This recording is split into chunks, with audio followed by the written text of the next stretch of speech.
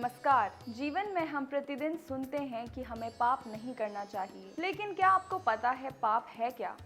हम आपको बताते हैं कि पाप क्या है और उसे क्यों नहीं करना चाहिए। शास्त्रों में महाकाल पापों के स्वरूप को बहुत स्पष्ट शब्दों में समझाते हैं। वो कहते हैं कि अधर्म 3 प्रकार का होता है: स्थूल, सूक्ष्म और अत्यंत सूक्ष्म। वो कहते हैं कि मन, वाणी और शरीर से किए गए पाप कर्म मनुष्य के चित्त को भ्रमित कर देते हैं। इसी कारण ना तो वो धर्म के मार्ग पर टिक पाता है और ना ही ईश्वर भक्ति में मन लगा पाता है। महाकाल बताते हैं कि परस्त्री का गलत विचार, दूसरे के धन को हड़पना, झूठ बोलना, निंदा करना, हिंसा करना और अभक्ष्य वस्तुओं का सेवन, ये सभी स्थूल पाप हैं जो मनुष्य को अधोगति की ओर ले जाते हैं। कुछ पापों को शास्त्रों में महापातक कहा गया है, जैसे ब्रह्म हत्या, मद्यपान, सोने की चोरी और गुरु की पत्नी के प्रति अनुचित आचरण। वहीं गुरु, देवता, गौ, ब्राह्मण और शिव भक्तों की निंदा को उपपातक माना गया है।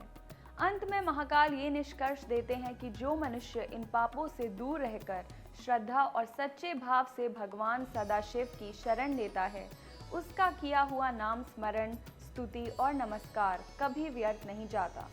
ऐसा व्यक्ति धीरे धीरे संसार के बंधनों से मुक्त होकर मोक्ष के मार्ग पर आगे बढ़ता है। सच्चा धर्म निष्कपट भक्ति, श्रद्धा और सदाचार में होता है। महाकाल द्वारा बताए गए पापों के भेद ये स्पष्ट करते हैं कि मन, वाणी और शरीर से किए गए अधर्म कर्म ही मनुष्य को ईश्वर से दूर करते हैं।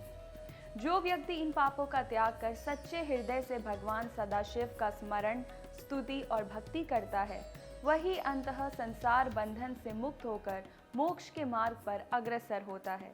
ऐसे ही रहस्यमय और ज्ञानवर्धक कथाओं के लिए आप हमारे चैनल दिव्य सनातन को फॉलो करें। धन्यवाद। नमस्कार।